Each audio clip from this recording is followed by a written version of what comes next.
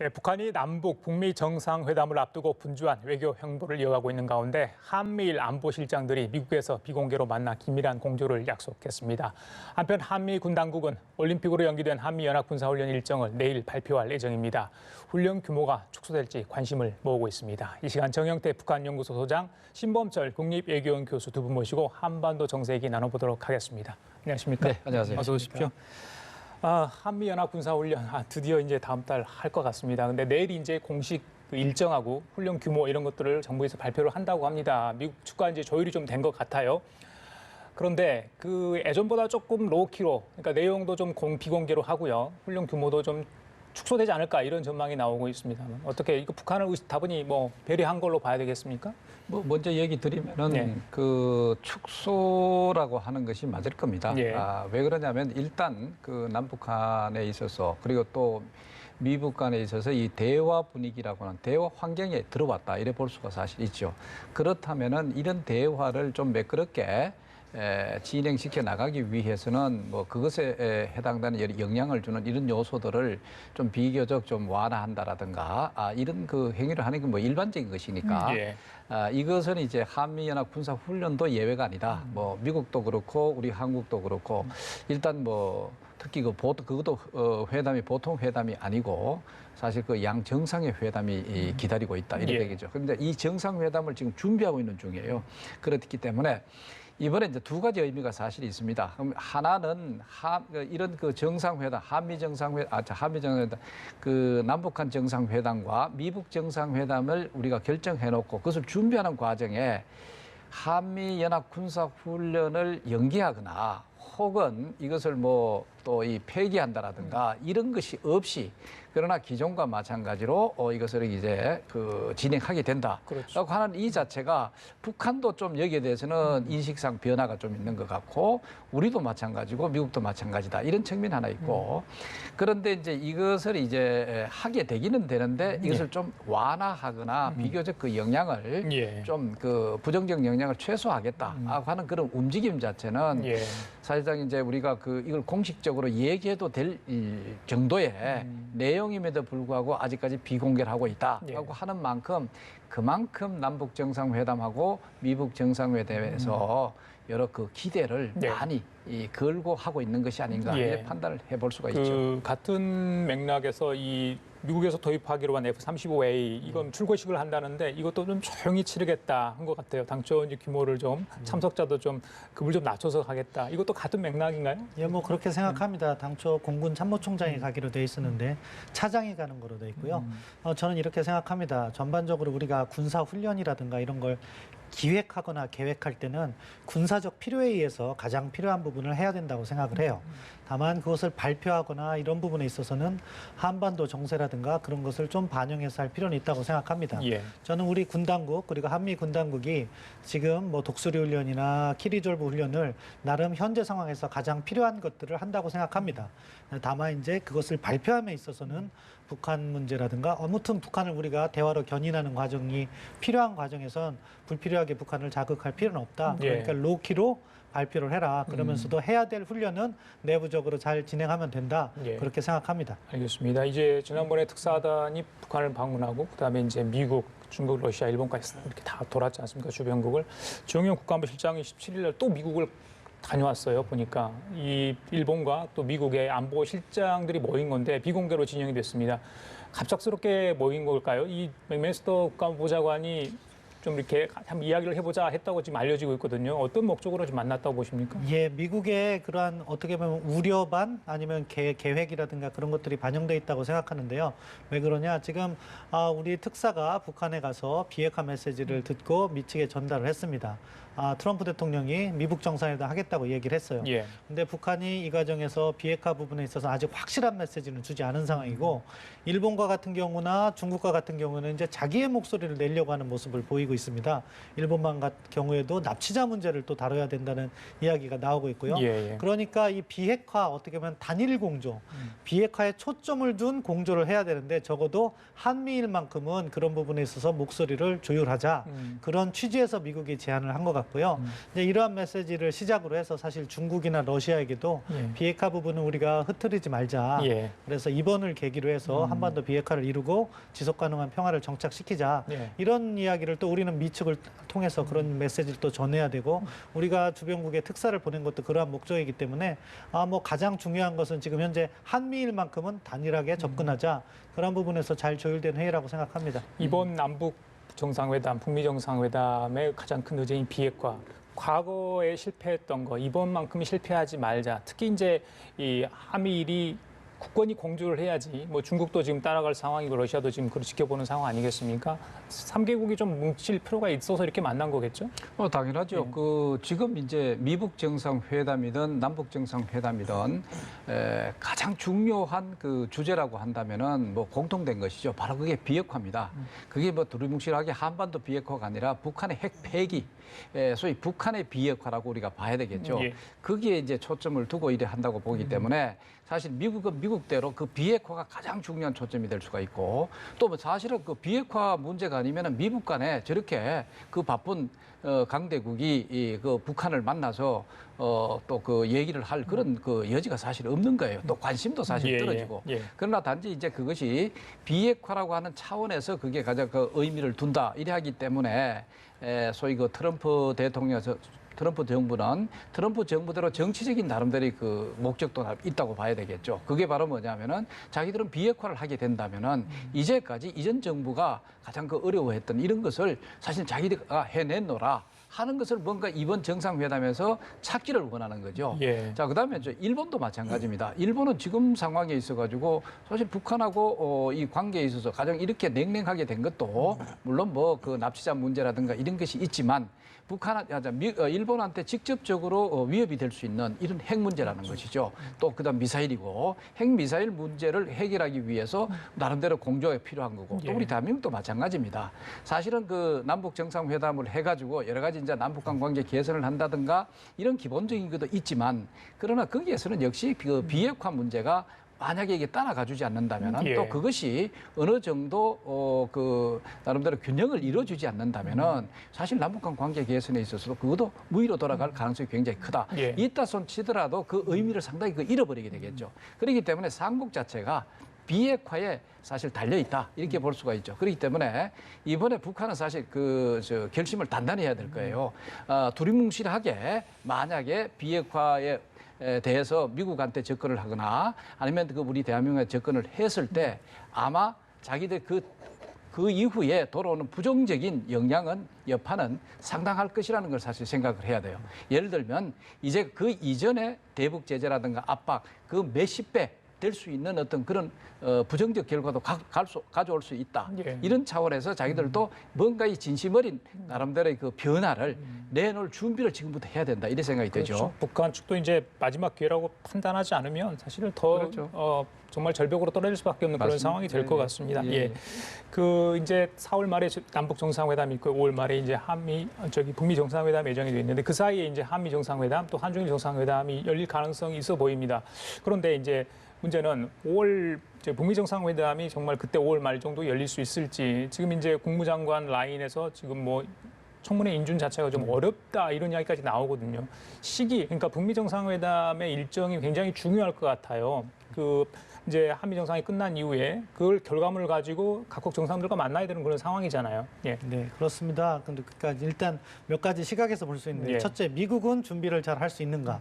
그 부분에 있어서 새롭게 국무장관에 지명된 폼페이오가 청문 절차를 무사히 이렇게 잘 통과하고 국무장관으로서 북한과 협상을 조율하면서 트럼프 대통령의 정상회담을 준비할 수 있는가. 예. 사실 일정은 촉박합니다. 왜냐하면 4월 중순부터 시작하는데 예. 공화당 내에서 반대하는 사람이 있어요. 왜냐하면 폼페이오가 이라크전을 갖다가 지지를 했는데 그 부분에 있어서 반성이 필요하다고 하면서 예. 반대를 하는 부분이 있기 때문에 쉽게 진행되진 않을 텐데 근데 다른 한편에서는 폼페이오가 폼페이오가 그래도 CIA 국장으로서는 역할을 보여줬기 때문에 좋은 국정으로는 통과를 될 겁니다. 하지만 그 치열한 과정에서 얼마나 정상회담 준비를 잘 할 수 있을 것인가 예. 하나의 퀘스천이고요. 두 번째는 말씀하신 것처럼 우리가 정상회담을 다양하게 설계하면 일정 조율하는 게 쉽지 않습니다. 말씀하신 대로 4월 말에 남북 정상회담을 하면 5월 달에 세 차례의 정상회담이 있어야 되는 거예요. 한미 정상회담이 있고 중일 삼국 정상회담을 할지 말지를 결정해서 한다면은 뭐 이렇게 또 해야 되고 그 다음에 이제 미국이 이제 북한과 만나면은 예. 5월 달에는 최소한 중요 정상회담이 3번이나 열려야 되는데 예. 사실상 매주 열려야 되거든요. 예. 그럼 그것을 갖다 정상 일정을 조율할 수 있는가 이 부분이 쉽지 않아서 결국에는 뭐 미북 정상회담, 북미 정상회담을 6월 달로 이렇게 옮겨야 되는 것이 아닌가 하는 이야기도 나오는데 예. 아무튼 저희가 일정 조율할 때는 중요한 것부터 정리를 해나가는 것이 필요하다고 생각합니다. 예, 그것은 예. 무엇이냐? 남북 정상회담을 세팅하고 그다음에 제일 중요한 미북 정상회담, 북미 정상회담을 세팅하고 그 사이에서 한미 정상회담과 한중일 삼국 정상회담을 잘 조율해서 필요한 경우에는 뭐 정상회담 이후 6월 달로 조율을 해도 되니까 과연 어떠한 부분을 갖다가 핵심적으로 다룰 것이냐 예.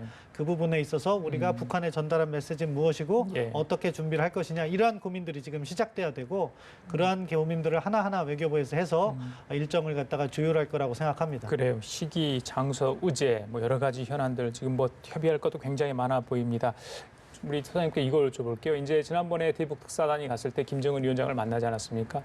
그 이후에 지금 김정은 위원장이 뭘 하고 있는지 잘 모르거든요. 네. 저희들이 추측을 해본 건데 남북 정상회담 또 북미 정상회담을 위해서 열심히 외교 관계랄지 남북 관계 한반도 정세에서 공부를 하고 있을 거다. 과거의 비핵화 사례도 참고해서 공부를 하고 있을 거다. 그런 추측을 해보는데 지금 이렇게 활동이 공개적으로 안 되는 이유 역시 그 문제 때문일까요? 어떻게 보십니까? 뭐 그런 영향도 계속 크겠죠. 뭐 우리가 뭐 구체적으로 알 수가 없습니다만은 그런데 이제 문제는 이겁니다. 김정은의 그 실적으로 이제 공개적으로 노출되는 이것을 이제 북한이 공식적으로 이 편집을 해서 정리를 해가지고 이게 알리는 소위 1호 행사라고 볼 수가 있죠. 그런데 1호 행사를 우리가 미주알 고주알 다 믿을 필요는 사실 없습니다. 상당히 그때에 따라서 소위 최고 지도자의 이미지를 창출하는 나름대로의 그런 행위이기 때문에 예. 우리가 거기에 너무 입에 지금 나타나지 않는다고 해가지고 그것을 이제 김정은이가 실질적으로 그 뭐 여러 가지 다른 그 활동을 하기 때문에 뭐 학습을 하기 때문에 나타나지 않는다. 그러면은 오히려 북한이 내놓는 어떤 그런 그 1호 행사 이런 것에 너무 따라간다. 이래 사실 볼 수가 사실 있습니다. 그러나 그것 아니라도 김정은 자체는 지금 굉장히 그 고민에 빠져 있을 가능성이 굉장히 큽니다. 예. 왜 그러냐면은 지금 남북 정상회담만 해도 물론 이제 밑에 그 관료들이 그에 관련된 어떤 자료라든가 이런 것을 준비하면서 그 뭐 큰 소리만 좀 치면 될 수 있도록 뭐 하면 되지만 그래도 나름대로 학습을 많이 해야 되지 않느냐. 예. 그러나 그중에 더 중요한 것이 바로 미북 정상회담이라고 볼 수가 있죠. 이것을 위해서는 다양한 오히려 그 학습보다는 연출이 사실 필요하다는 것이죠. 자, 김정은 위원장 자체가 어떻게 앞으로 지금 남아있는 기간에 이 행위를 하느냐에 따라서 대외적으로 그 인식되는 소위 그 위원장의 어떤 권위라든가 정통성이라든가 이런 것을 이렇게 부각시킬까 여기에 더 초점이 가 있다고 볼 수가 있죠. 예. 자, 그렇다면은 김정은 위원장은 지금 보면은 사실 우리 그 특사단을 받아들여 가지고 그 사실 말 한마디 좀 잘해 가지고 그것이 이제 특사단을 통해서 미국한테 전달이 되고 또 우리 국민들한테 전달이 되고 그러니까 일단 김정은 자체는 자기가 핵을 개발하고 난 다음에 굉장히 그 강한 어떤 그리고 또 아주 위대한 비슷한 이러한 어떤 지도자로 스스로가 자리매김하려고 하는 내부적으로 그런 게 있습니다. 사실 그런 것 때문에 외부 행보라든가 예. 이런 것을 좀 더 뭐라 그럴까, 은근슬쩍 모든 것이 자기 어떤 걸 부각시킬 수 있는 예. 그런 행동으로 좀 은둔의 어떤 그런 모습을 좀 보이려고 하는 것이 아닌가. 예. 이래서 볼 수도 있죠. 알겠습니다. 어느 곳에서 만날지 뭐 일단 판문점은 결정이 된 것 같으니까 기본적으로 거기서 또 김정은이 어떤 얘기를 할지 좀 관심인 것 같고요.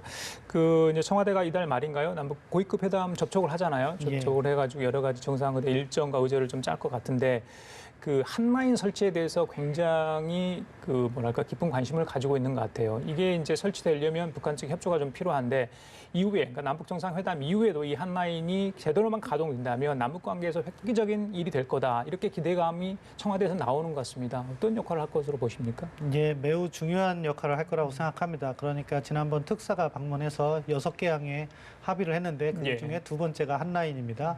이 한라인이라는 것은 양측 정상 간의 직접적인 통하기 때문에 쉽게 얘기해서 실내 구축 조치에서는 가장 중요한 문제라고도 볼 수 있습니다. 그런 부분에 있어서 실질적 진전을 보여야 되겠죠.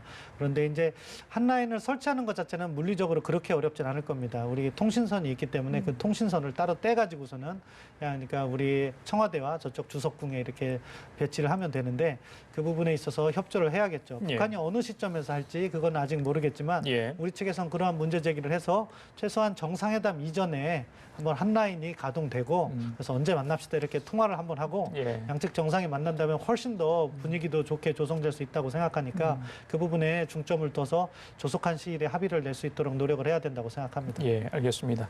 자, 그리고 선생님 지난번에 저기 현석월이 이끄는 저 북한 관현악단 와서 공연 2차례 하지 않았습니까? 보셨죠? 예, 그때 예. 강릉과 서울 공연했는데 많은 국민들이 저렇게 공연을 하는구나 느꼈을 텐데 이번에는 어떻게 보면 답방이라고 할 수 있을까요? 우리 예술단 이번에 이제 평양에 가서 공연을 하지 않습니까? 가수 겸 작곡가죠. 또 음악 프로듀서도 많이 하고 윤상 씨가 이제 수석 대표를 맡게 됐습니다. 대중음악가가 이 수석 대표를 맡는 것도 좀 이례적이라고 하죠. 현성월 이제 단장하고 내일 아마 대면을 할 것 같아요. 어떤 의미가 있는 겁니까 이게? 일단 그 대중음악가라고 한다는 것은 우리가 이제 그 소위 예술 분야에 서로가 이제 그 교류를 한다 하는 네. 것이 이제 성사됐다고 볼 수가 있죠. 지난번에는 뭐 현송월 팀들이 여기 와서 그 나름대로 좀 행사를 했고 또 거기에 어떤 답방 형태로 저쪽으로 간다. 자, 이것이 뭐 어디에 중요하냐면은 앞으로 남북한 관계 개선하는 게 당국 차원에 있어서 그런 여러 가지 대화라든가 좀 이 무거운 어떤 그런 주제가 아니라 좀 더 이게 사회 문화적인 어떤 차원에서 뭔가 우리 민족끼리의 어떤 동질성이라든가 이런 것을 이제 찾아내는 그리고 또 그런 환경을 만들어내는 여기에 초점이 있을 것 같아요. 그러다 보면은 오히려 그런 이런 대중 예술가들 예. 이런 분들이 사실은 남북한 서로 교류를 하면서 우리 민족이라고 하는 어떤 그런 그 이미지라든가 이런 정신을 좀 더 부각시키는 예. 어떤 그런 장소로 만들지 않겠느냐 이래 예. 볼 수가 있죠. 자, 이렇게 본다면은 앞으로 이제 경제라든가 군사라든가 이런 측면에서는 비록 그 남북 정상회담이라든가 뭐 미북 정상회담이 있다 손 치더라도 상당히 아직까지는 바로 이렇게 확대하고 이래 하기는 어려울 거예요. 예. 왜냐하면 비핵화라고 하는 것은 하루아침에 이루어지는 것이 아니니까. 그럼 비핵화라고 하는 그것이 실질적으로 보여지기 이전까지는 압박과 제재라고 하는 이 프레임 자체는 그대로 지속이 된단 말이에요. 자, 그렇다면은 여러 가지 그 제재 속에 있다 보면은 경제 교류라든가 이런 건 상당히 어렵다. 자, 그러면 우리가 남북한 관계 개선에 필요한 건 뭐냐? 또 할 수 있는 게 뭐냐? 바로 이거 예술 차원에서 어떤 교류라든가 여타의 사회문화 교류. 그러면 여기에 더 나아가가지고 인도적 교류. 그러면 이제 이산가족 상봉 행사라든가 이런 것을 통해서 뭔가 이 동질성을 찾으려고 하지 않겠느냐. 예. 뭐 이렇게 본다면은 이번에 그 우리 윤상 그 가수입니까? 작곡가 겸 가수 이런 분들이 사실 뭐 대표로 해가 간다는 것은 그렇게 뭐 이상한 것은 아니다. 이래 볼 수가 있습니다. 네. 뭐신 교수님 대중문화에 저희가 있으신지 네. 모르겠는데 그래서 이제 북한 쪽에서는 뭐 날라리풍이라 해서 우리 문화를 좀 많이 남쪽 문화를 배척하고 그런 그 사실이 있었지 않습니까? 지난번에 금강송 공연도 이제 여러 가지 무슨 이유인지 모르겠지만 무산이 됐고요. 이번에도 뭐 아이돌 그룹이 갈지 모르겠어요. 뭐 케이팝 공연이 있을지 모르겠는데 자 그런 분들이 이제 만약 허용이 된다면 그러니까 지금의 남북 대화 분위기에 편승을 해서 굉장히 북한 주민들도 이걸 받아들이기가 어떻게 이걸 볼 수 있을까? 그분이 좀 궁금하거든요. 예, 북한 내부에서는 어떻게 보면 정치가 문화에 앞섭니다.